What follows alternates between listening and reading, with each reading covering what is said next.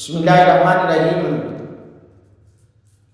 حضرات کرام قدر، پچھلی ویڈیو میں امام صاحب کی قرات سورۃ الفاتحہ کے بعد، سورۃ الفاتحہ کے بعد دعا کے بعد آمین کس طرح بولنا چاہیے اور آمین کہتے ہوئے آواز کتنی ہونی چاہیے، اس حوالے سے گفتگو جاری و ساری تھی۔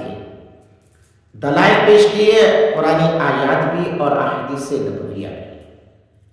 آئیے اس پارٹ میں بھی آپ کو اسی کے ضمن میں احادیث محمدیہ صلی اللہ علیہ وسلم پیش کرنے جا رہا ہوں۔ ضرور سنیے اور لائک، شیئر، فالو، سبسکرائب کرنا مت بھولیے گا۔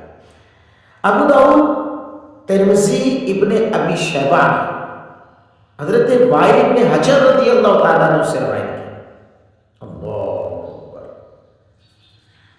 قال سمعت رسول اللہ صلی اللہ علیہ وسلم قرأ غیر المغضوب علیہم ولا الضالین فقال آمین وخفض به صوتی کہ لفظ بھی صوتا ہی بھی ہے، صوتی ہی بھی ہے۔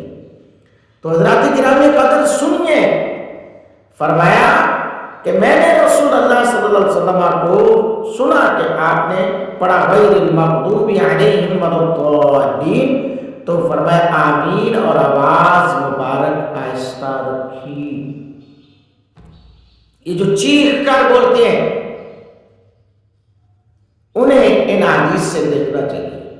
اپنے آپ کو اہل حدیث کہنے والے حدیث کی پیروی نہیں کرتے۔ طبرانی نے تہذیب الاثار میں اور طحاوی نے حضرت وائل ابن حجر سے روایت کی، حضرت عمر اور علی رضی اللہ تعالیٰ عنہ تو بسم اللہ اونچی آواز سے پڑھتے تھے، نہ آمین، نہ بسم اللہ اونچی آواز سے پڑھتے تھے، نہ آمین اونچی آواز سے۔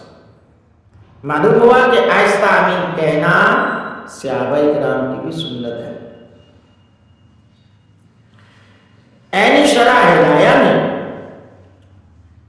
حضرت ابو محمد رضی اللہ تعالیٰ نے روایت کی کہ حضرت عمر رضی اللہ تعالیٰ نے فرمایا امام چار چیزیں آہستہ کہے۔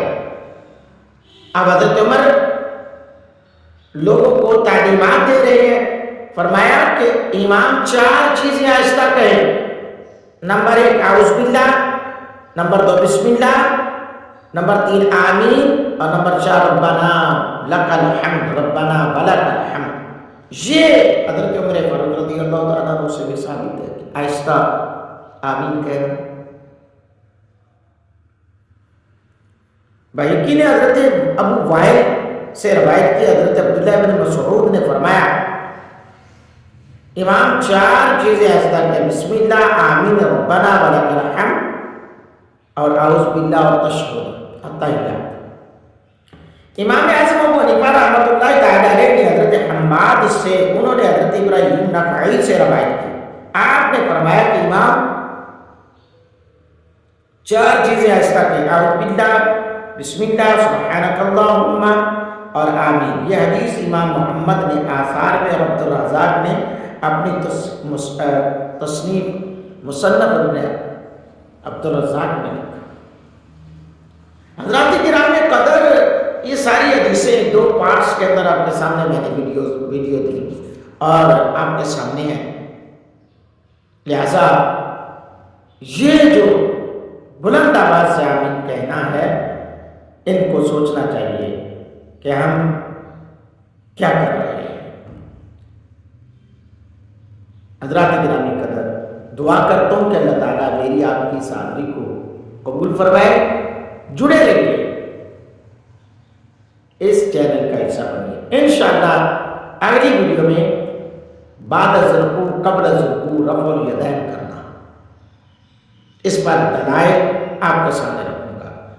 ضرور اس چینل کا، اس آئی ڈی کا حصہ بن کر زیادہ سے زیادہ شیئرنگ کیا کریں، لائک، فالو، سبسکرائب کر کے دارین کی نعمتوں سے مالا مال ہوں۔